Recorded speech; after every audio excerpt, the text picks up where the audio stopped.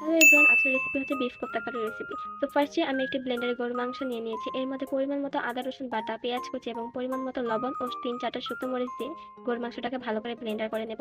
Blender করা হয়ে গেলে এবার এই কিমাটার মধ্যে একটি ডিম, কাঁচামরিচ কুচি এবং চালের গুঁড়া দিয়ে এটাকে ভালো করে মেখে নেব। মাখতে মাখতে আপনারা সাবস্ক্রাইব করে ফেলেন। সবগুলো ইনগ্রিডিয়েন্ট মাখা হয়ে গেলে এবার কিমাটাকে ছোট ছোট রাউন্ড শেপের বল বানিয়ে দিব।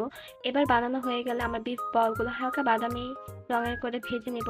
ভাজা হয়ে গেলে এবার আমি সেই ভাজা তেলগুলোর মধ্যে 2-3টা দারচিনি, লং, এলাচ দিয়ে তেলটার মধ্যে ভেজে নেব। এরপর পেঁয়াজ কুচি দিয়ে হালকা ব্রাউন করে ভেজে নেব। ভেজে নেওয়া হয়ে গেলে এর মধ্যে আদা রসুন এবং পেঁয়াজ বাটা দিয়ে দিব। এক এক করে পরিমাণ মতো লবণ, মরিচ গুঁড়া, হলুদ গুঁড়া, জিরা গুঁড়া, গরম মশলা দিয়ে মশলাটাকে 5 মিনিটের জন্য কষিয়ে নিব। কষানো হয়ে গেলে এর মধ্যে টমেটো পেস্ট এবং বিফ বলগুলো দিয়ে পুরো রান্নাটাকে 10 মিনিটের জন্য ভালো করে কুক করে নিব।